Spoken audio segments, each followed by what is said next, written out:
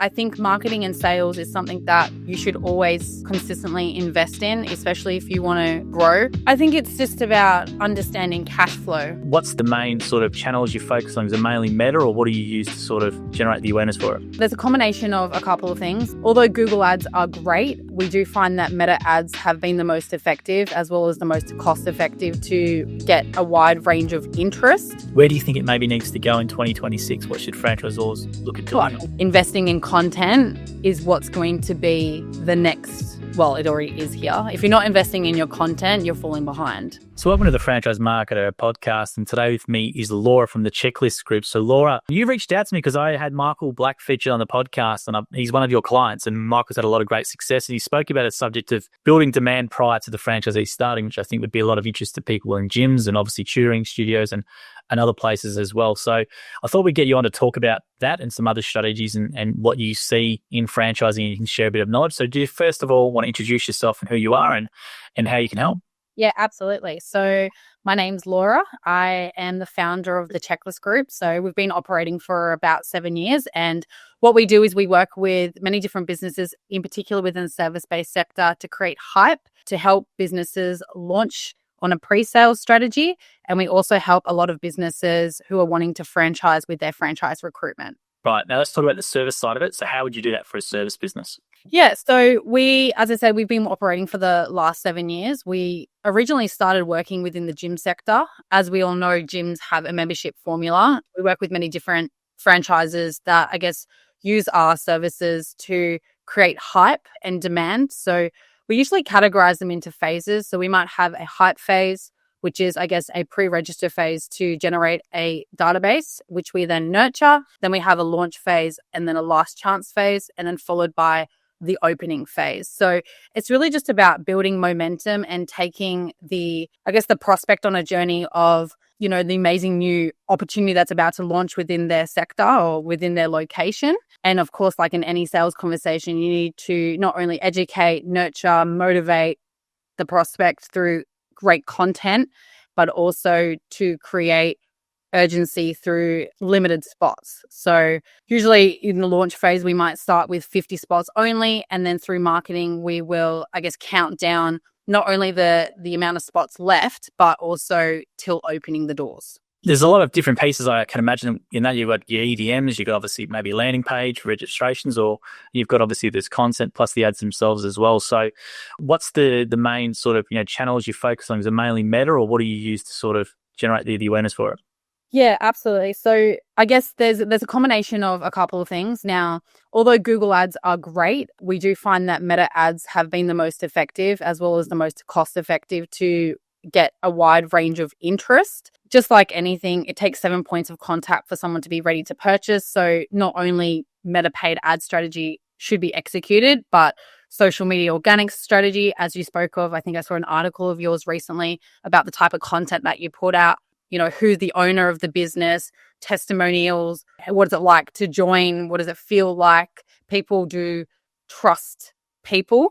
So that's what we have found is that type of content works a lot better compared to the polished content that doesn't seem to perform as well these days. And then also just organic approach. So flyer drops, shopping center activations, all of that, just getting out in the community and networking with people, because as I said, it does take that typical 7 points of contact to be ready to purchase. And I find that if we are only focusing on generating leads and we're not nurturing them, then, the results are not as good. Yeah, because then how do you get that across to owners or to founders? Because that could be a thing where you've got to put a lot of, let's say, money up front, and then very hard to sort of maybe sometimes directly attract that sort of thing. So how do you go about that, and how would you sort of explain it to founders or owners with this sort of thing? 100%. I think, especially in an opening of a business, I think naturally business owners who have just started, especially in the franchise world, they're very excited. They're doing their fit outs. They just want to open their doors. I think it's an educational, the pace before they do open a business. I mean, I say to them that this is your opportunity to have a successful business. The first 3 to 6 months of your business is the most important time to determine if you have a successful business, because it's really the only opportunity where you're not competing with your competitors because you're not open yet. So you're creating hype, you're creating this FOMO sort of opportunity, whilst when you open, you are then categorized like your competitors. It's quite interesting. You will generate more leads and more sales before you even open or launch your business compared to when you launch. We see it all the time. So, within the gym sector, we can launch between 200 to 300 plus members within a 3-month period. And then as soon as they open their doors, they will only be generating between 15 to 20 members each month. Wow. Right? Same as like with Success Tutoring as an example, or any other service-based business, they can launch between 100 to 150 within that 3-month period. But then as soon as they open their doors, they might only generate 3 to 5 members again each week. Why do you think that is? Is that because they're just dropping the marketing spend, or why do you think that is? Is it a psychological thing, or what do you think it is? I definitely think there's a psychological thing. I think what I've noticed over time is during your pre-sale, business owners are so hyper-focused on the marketing and sales strategies, and they build momentum out of excitement, and that's what they're focusing on. And then as soon as they open their doors, they become operators. And then they start working in the business rather than on the business. Then their sales tactics change. So with pre-sale in particular, is we teach and we coach our franchisees how to pick up the phone, have a great conversation, and take payment over the phone once they're hot. As soon as they open their doors, automatically, it's like they forget the strategy and they just invite people in for a free trial. So the lesson would be to then basically for franchise owners not to really maybe change what they're doing, even, and just keep doing what they're pretty much doing, what's working, as opposed to then just dying down. They've got to be consistent and keep doing what's working throughout the whole journey. Absolutely. Yeah. Now, is that something where they would outsource it? They outsource it to you, or do you need the franchise owner? Obviously, they've got to do the sales calls and things like that on their end. Is it something where they just get too busy and they just can't do that same effort? Or what is it about? Like, where's the fix, or what can the fix be, you reckon? Is it just keep that investment up, or is it more operational thing where they maybe need to focus more time on doing that as opposed to the other things? Yeah, I think it's just about understanding cash flow, right? I think marketing and sales is something that you should always consistently invest in, especially if you want to grow. From an operational perspective, don't get me wrong, it is important. Retention, customer service is all very important. But if it was me, what I would do is I would outsource or find really great employees to support the operational side, and then ensure that the marketing and the sales is consistent. Because I look at it, time and time again, where those that do invest in sales and marketing with, a tutoring business may launch on, 100 members, and then within 8 months, they might be on 200. Same as the gym. They might be on 200 to 300 on launch, but then they might grow further compared to those that just stop. So it's a juggling act. There's no doubt about it. You can't do it alone. You have to find not only great providers to be able to support the marketing and the sales, but then also, of course, finding the right employees to be able to effectively execute who comes into your business. From your experience, do you have any examples of that scenario? So where you've seen an owner, they've kept the path with what you're saying is a recommendation, and compared to others who don't, and just the difference? Not only from let's just go with the pre-sale as an example. Some people execute their pre-sales better than others. Those that don't focus on their pre-sale and let's just say launch on 130, they will stay stagnant on 130 for months and years. Compared to those that invest in those 3 months and launch on 200 plus members or clients, they will constantly continue to grow. And I do think it comes down to a cash flow. And also, if you don't have a great pre-sale, you're stuck in that cycle of, I can't afford marketing, I can't afford sales. So you're constantly counting your pennies each month, or you're looking at your monthly cash flow rather than looking at your lifetime member opportunity. So yeah, absolutely. We see gyms in particular. I'll just give an example. Those that launch on 80 to 120, I've spoken to them 6 years later and are still on that. Right. Yeah. So, but then I have others who maybe launched on 250. They may go up a little bit, but they will never dip down below the 250 mark. Yeah. So just making sure you invest properly at the start and get it right is just obviously crucial in your experience to success. Yeah. Now, what type of, let's say, all right, they go, cool, want to do this, get involved in pre-launch. Obviously, there might be limited budgets and things like that. Where do you think gives the best bang for buck from your experience? Is there a couple of areas which seems to give the best they should be putting more resources into, or what's the best sort of areas they should focus on? Yeah, I mean, as long as your sales process and your systems are developed, which we can all admit that not many businesses have invested in those systems, those workflows, that content. I personally think Meta is a great tool. It's the cheapest and most effective way to get in front of people, but you definitely have to have a great sales process in place. There's no doubt about it. Otherwise, you are burning money. It's the most cost-effective way. I mean, a lot of people shy from ad spend, but if you look at it, it's, how much does it cost for you to do a flyer drop and go house to house with flyers? How much are you spending there compared to running an ad, and you only spend $1,000 per month. So definitely Meta has been the biggest growth engine I've personally seen. Now, with the changes with obviously the Andromeda update and all that sort of stuff, people have been hearing things about with Meta. And obviously you hear this phrase a bit now thrown around, and creative's the new targeting. Content for ads. Like how many, let's say, for example, you have one campaign, you have the ad set. Are you testing like 10 different ads in that ad set with a mixture of photos and videos? Or what do you sort of think works best? Or is it just basically a bunch of creative assets and then let them tell us, let them put the money towards what they think's delivering the best and turn off the rest? How do you sort of approach that? And what should businesses focus on? Because it's definitely changed, I think, now from the stuff that we do internally here. We've gone a lot more, we use a lot more reels and ads and stuff like that. And we use a bunch of different content like pieces, a whole bunch of stuff. So what do you do from a content aspect for your ads? Organic content absolutely has been the most effective. We have just recently added an arm's length to our business for UGC content, which has helped so much with quality of leads, people being pre-educated, answering the phones. Absolutely, UGC content has helped client testimonials, face-to-camera video content. All of that has worked the most. I guess to answer the question of how many creatives do we launch, as a rule of thumb, we often test 4 at a time, but I also find each ad account is completely different.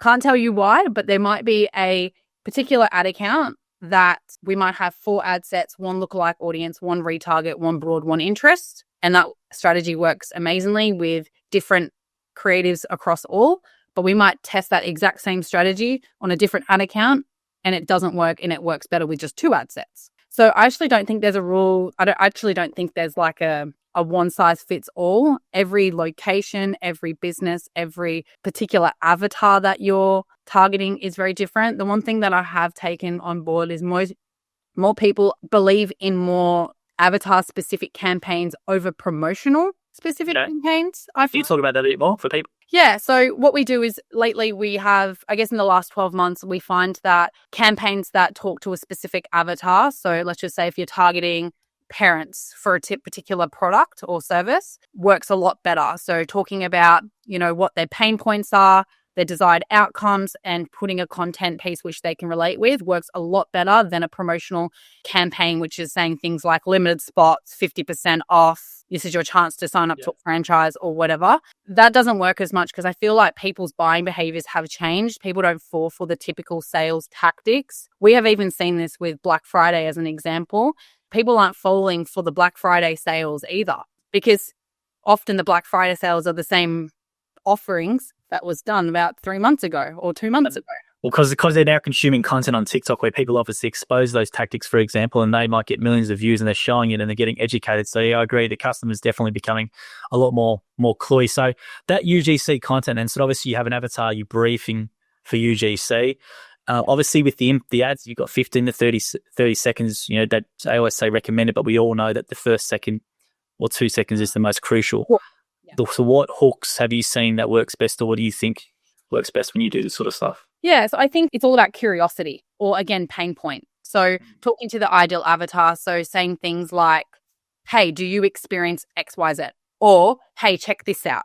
So something to hook the consumer to be curious in terms of what they're going to say next. I find like that's why the UGC content works very well, is because it's storytelling content. People think about what people are watching these days. They're watching podcasts. They want to be educated, I find. People want to be taken on a story, a journey. They want to be educated in the content they see, not just an image of someone who's in a crop top looking great. Yeah, it can be a bit interesting because franchisors will generally get, from what my experience is, I've run heaps of ads, and you get a lower cost per lead with a graphic ad. But we're finding now that the reels or the campaigns, if go heavily on reels, and we obviously have a podcast and stuff we feature in that, even though the cost per lead will be higher, we find that the leads that do come via those channels tend to convert better into actually getting into training as opposed to the ones who just the graphic ad, download our information pack, which is the standard stuff that franchisers do. So we find that just servicing content till Max shows we've got a podcast as well acts as an awareness channel for them to then go and consume the podcast in their own space. But that's interesting to hear.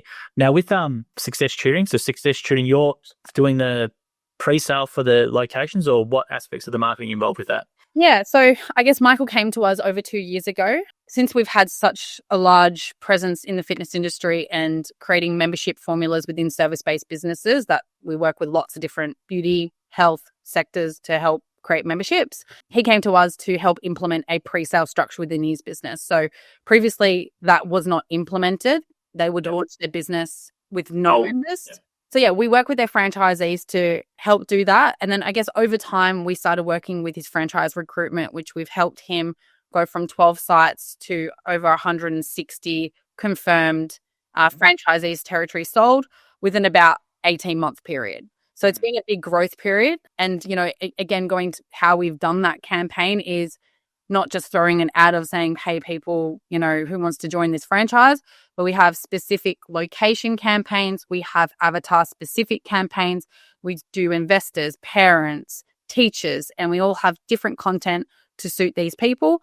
And we've also started to implement workflows that speak to all these information packs and workflows that speak to these ideal avatars as well. Okay, so you've got multiple information packs for the different avatars. So grading them. Yeah, okay. So one specifically for a teacher and one that, but you're saying you've got different, let's say, top of funnel or different content for each avatar that speaks directly to that avatar, which I think is really cool.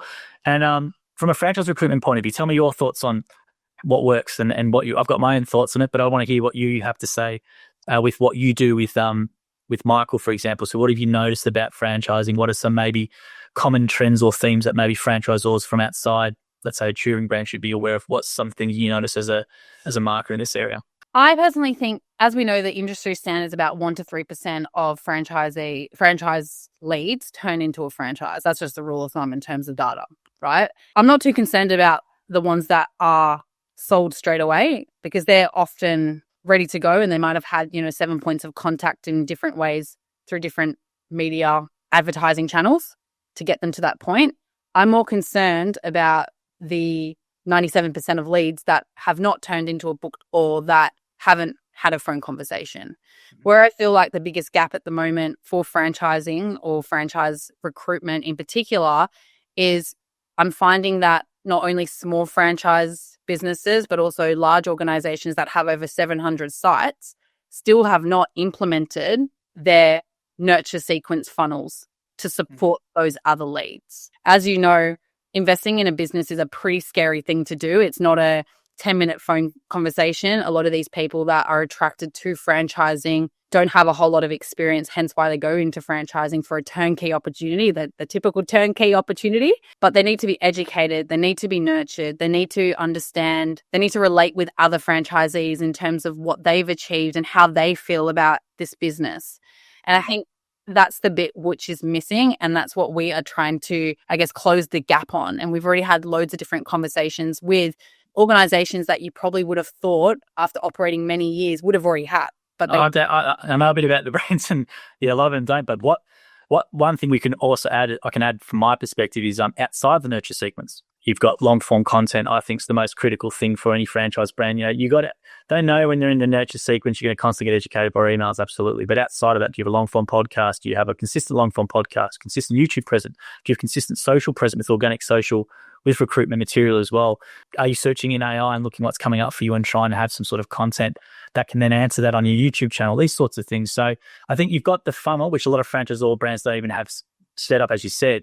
But outside of that, they don't have the content that they need to give to someone like you to then build a proper nurture funnel. So it's a bit hard as well because they expect you to then pull all these results and here's a year-long nurture sequence and then give me some material. I give you one. Very creative. Let's 5-minute video testimonial from years ago. You know what I mean? So if you are listening to this, brands, make sure you give budget for content as well, because I think it makes your job a lot easier rather than trying to operate on something with, 5-year-old 3-minute video testimonials from someone who's less the system and they look a bit grainy and stuff. So I think they need to help you guys. I feel sorry for sometimes agencies who jump in the marketing field, because you would probably have the same thought, but they're sort of like, our budget's tight, or we just need leads, and they forget the whole, you got to have the trust content component to help you, and it makes your job a lot easier because you're then expected to pull these results with not much of that trust asset. We definitely get creative. Let's put it that way. I think I've tried. So how would you do it? So you personally would have to then go back to all the library of whatever they've got and then just chop up. Are you chopping up short? Are you repurposing it into stuff? What are you doing? Yeah, so usually we ask for a drive folder of all their raw content that they've previously had, if they don't have the budget to start with. And then we often chop a whole lot of reels out of that, have different hooks. We might add in some AI voiceovers to assist. Right. We also create our own content. So we might go and whip up an image or a couple of images with different photos and different placements. Yeah, cool. But again, that's the whole reason why we've added, an additional part to our business for the UGC or content creation, purely because of this reason. There's only so much you can do with the content that you have. And, thinking about all the businesses that we've worked with for over 2 years, there will be a point where it just stops working. As you worked in the Facebook game. At the moment, the big thing at the moment is text-based images. Everyone wants just text-based images, right?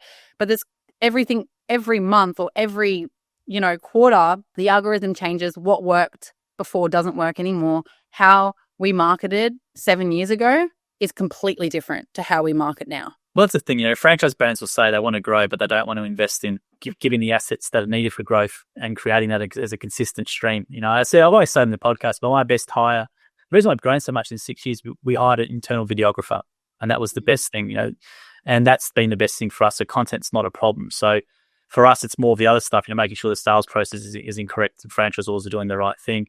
Whereas I feel sorry sometimes for people with yourself, where it's so obvious to you and you're trying to educate these clients, but they just don't get it, which is why I want to say this on camera, because that way they can hear it from me, but they've got to have a video content or content first approach to it. Because it's quite funny. I watched a seminar on a replay, and I spent like 1 second on YouTube, and the rest was about all these other personas and stuff like that. It's like, well, hang on, you should be, for me personally, the place you should start first is your online trust assets, which is your video and your podcast, and then bring in the marketer once you've got that stuff sorted, not the other way around, because I think then you're asking for resources, or then there's more money. It's just, I think it's the wrong way to go.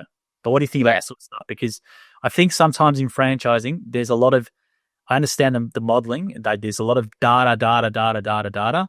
But if you don't have content or video content, you can have the most targeted ad speaking to the right person as well. But if you don't have 11 hours of content for them to consume on the back end, they're going to go to a business that does. Yeah, 100%. And I mean, with some businesses, we generate over 1,500 leads a month. 1,500 franchise inquiries? Yep. Yeah, cool. And it's a lot. But again, going back to what I was saying before, that's fine, that's great. But it's how many of those are actually turning into a booked call because of the content. And content is going to determine if a lead is good quality or not good quality as well. And those text-based images, don't know if they're popular in your particular industry, but they don't educate. They're just literally clickbait, We use ads as the seed planner. So all I wanted them to know is that gyms exist in the area. Then I know they're going to go to Google and they're going to find the YouTube and podcast. Once they're in there, they'll be sold. Yeah. So that's the way we sort of do it for us, because that's based on feedback and training. We have 110 new franchisees in this week. So we have around 100 to 120 franchisees in every 3 weeks. And I'm pretty lucky I can research with them all and actually ask them what's the influence of the decision. And it's not just a 1 week or a 2 week process. There's a 3 year, there's a 2 year, there's a 12-month journey, and it's all video podcasts. No one mentions about the ad or the ad got me in this. It's all about the long form, other stuff that gets awesome. Yeah. But I think, so when you're, let's talk about the nurture sequence. So you've mentioned big brands who didn't have nurture sequences who've got you involved with it. Yeah. What do you think is an ideal a nurture sequence? Now, we're talking about you're doing SMS, email combination, you're doing purely email. What are you sort of doing in that area? Yeah, I think there's a fine line of different type of campaigns as well. It depends what type of campaign the prospects come in. So if they downloaded the information pack, if they downloaded the book call, if they're doing a webinar viewing. So every nurture sequence would be completely different based on the call to action. I guess. Now, what's your opinion on webinars? Did they watch them? Yep.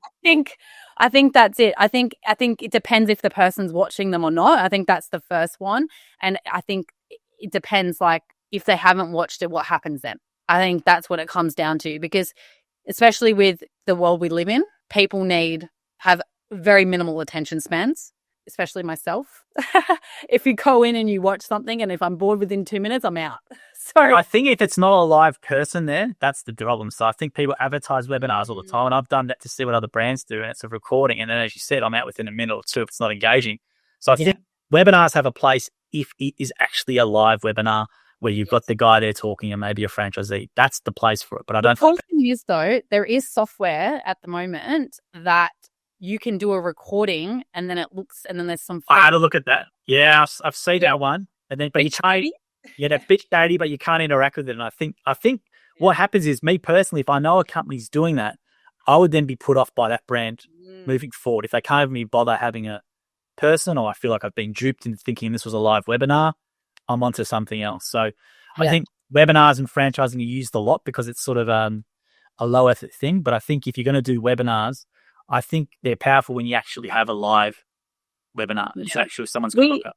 It's quite interesting because we were actually talking about this recently with a particular brand, and at the moment they're running a couple of different, call to actions: information pack, book a call, webinars, free course, all that. Mm-hmm. And it's a bit like a dog's breakfast at this stage. Now, does it work? Absolutely. But it's also kind of like, what attention span does someone have that's never heard of your brand is going to watch a webinar? What attention span does someone have to do a free course? It's almost like you need to have the information pack, which then leads into the webinar, which then leads into the free course, and drip feeds them the information to keep them hooked rather than the first point of contact. We actually had this conversation recently because I think that's what it comes down to is you can get leads, but like where are they in their buying cycle? Well, franchisors are addicted to leads, and this is the thing. Yes. And they've got to understand as well, they're not just looking at you, looking at other people. So if you're got this sort of process in place, is another band being more transparent? Do they have information more readily available? That's the way we do it. We don't gate our stuff. It's all public. We've got 3,000 YouTube videos and I think 500 podcasts with the Jim's Mowing one and Jim's Group. And we do this for the reason we don't gate it.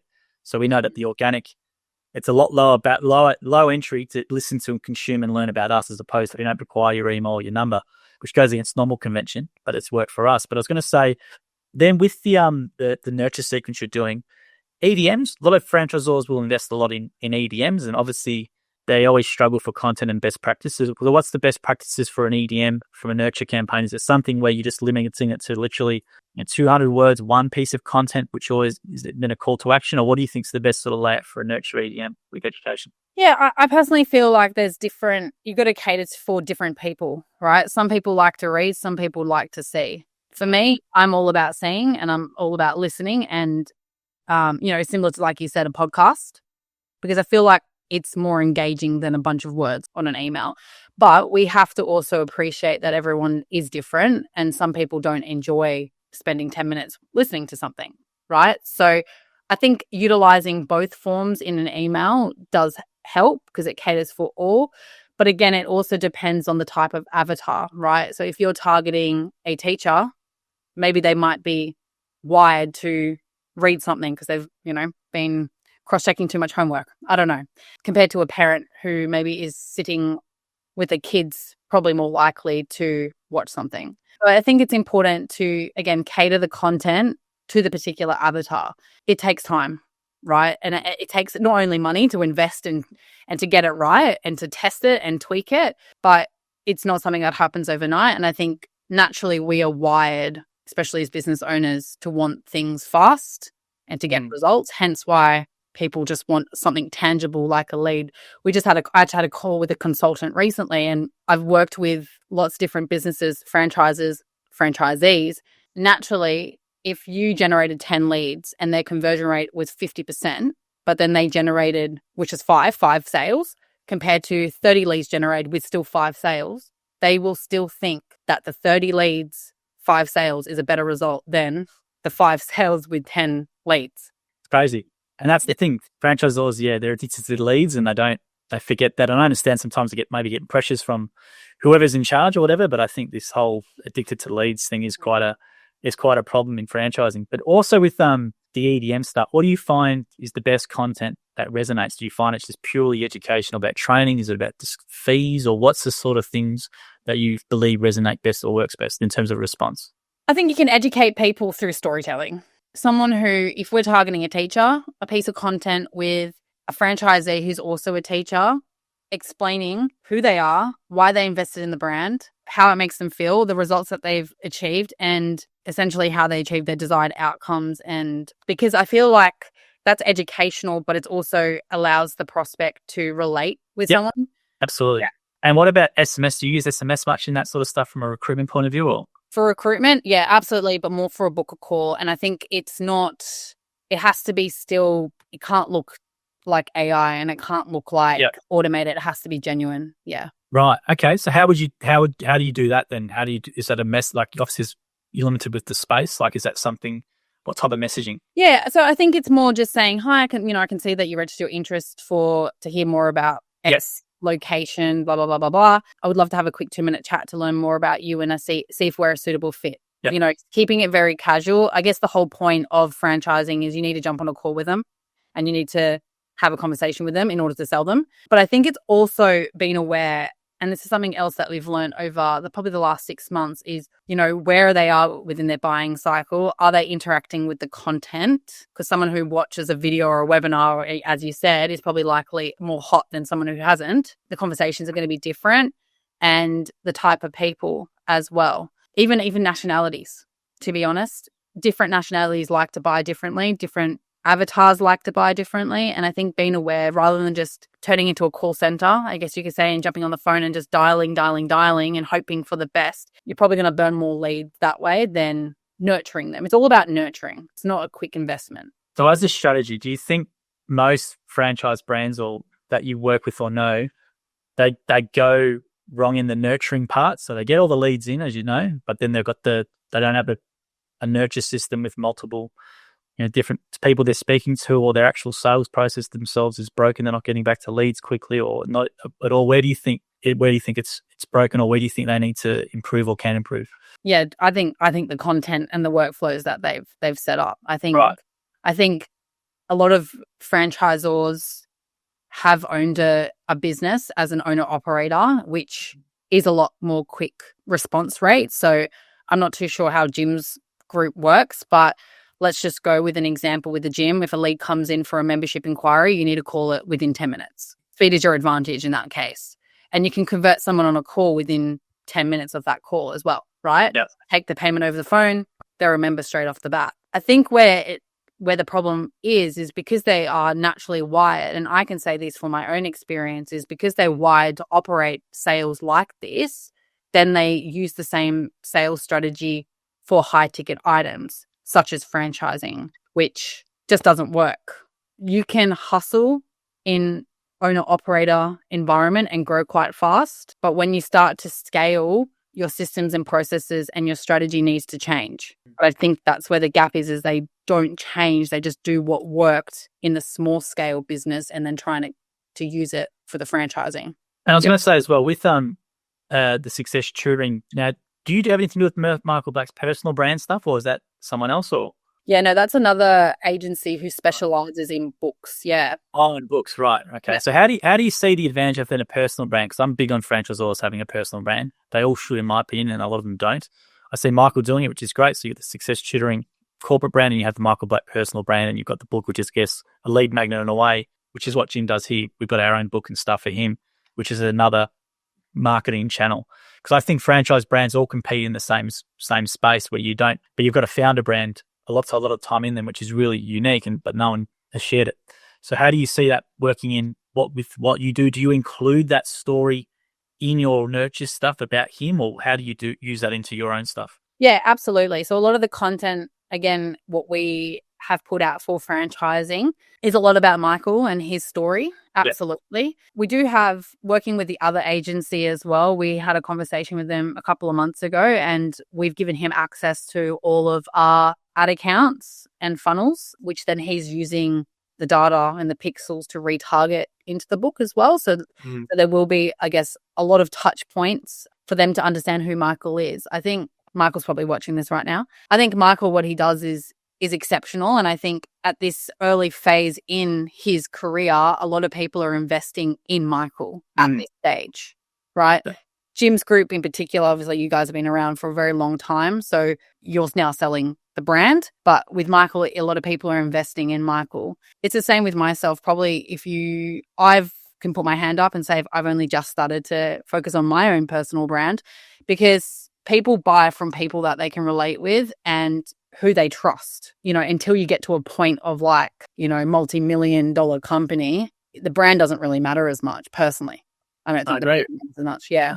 I agree. Because we've done the reverse of Jim, because Jim Penman personal brand we have as a standalone thing. He's got a big presence on LinkedIn and TikTok and podcasts and stuff. So we did the reverse, and we're finding that just adds more trust, right? So they didn't, corporate brand, they know there's a Jim and they know there's a real person behind it, and they learn his story, and that just strengthens the brand and the relationship. Is, I think you're right. It's very hard to establish a brand from scratch now. So you've got this personal brand, which I do think in essence is a little bit easier to cut through, especially with organic social. People like to see your face, and then they can obviously then learn about you're the founder of this, and they learn about your business that way, and they come in via that channel. I think doing a franchise brand now, I think you've got to have both. You've got to have the corporate brand, and you've got to have a founder brand or someone in the company who can be the per head brand, personal brand, what you want to call it, as an offshoot. So it's not just one marketing focus. You've got this other focus, which I think people need to start doing. And there's a reason why Sarabhi Subri, David Fogarty, all these other people with a lot of money behind them are investing a lot. Simon B from Culture Kings are investing a lot of money into personal brand. And personal. Yeah, absolutely. And then Michael gets it, which is great. Now, what else can you share with me? I pretty much asked you what I've got on my mind, but is there anything else you would want to think's interesting to discuss about what you've learned with franchising, or where do you think it maybe needs to go in 2026? What should franchisors look at doing? I feel like we've covered a lot with it. I think we've already, we've gone backwards and forwards. I think investing in content is what's going to be the next, well, it already is here. If you're not investing in your content, you're falling behind. Lead generation is a great tool, and it's a great way to generate inquiries and grow your franchise or your franchisees' growth. But I think we need to show franchisors that they need to have their personal brand, do their content, and hopefully the flow-on effect will get their franchisees to do the same. Because what's happening is, what I find being in both franchisee and franchisor worlds, is a lot of the franchisors and the HQ team are telling their franchisees to get on their stories and be active and show their face and tell the story of the fit out and all this amazing stuff, which absolutely should happen. But then the brand doesn't do it themselves. Instead, they're giving content that's not even their guitar. Yeah, so we do I call it FGC, so there's EGC, but we call it franchise generated content, and we do a lot of training around that, and we try and show results. And we've got franchisees now generating tens of thousands of dollars of work a year from their own franchisee generated content. So I think what the head office do, you're right, they need to lead by example. So for us, we obviously do that, and then that flows down. But it's hard though, Laura, because I think you need to put 12 months into this sort of stuff, or 24 months. You've got to commit to it. It's not just something where you're going to sign up for a package with you, for example, and all this money they spend, and then they expect you to pull results within 2 to 3 months. Whereas, the franchise buying journey can be 9 months, can be 2 years, can be whatever. And you've got to commit to keep planting those seeds every single day. So I think that's the one thing franchisors need to get more, is a bit more patient, I think, with the expectations when they use an agency like yourself. Just give you a bit more time and a bit more resources and things to work with. So, Laura, thank you very much for your time. So you're the Checklist Group, thechecklistgroup.com. You can check it out, have a look, and get in touch with Laura if you want to use it. But Laura, thank you very much for your time today. I enjoyed that discussion, and hopefully people, if they need any help or audits or reviews and stuff like that, they can just go to your website and inquire. Is that the best way to get onto you? Or yes, yeah, perfect. That's correct. Awesome. All right, thanks, Laura. Nice to meet you.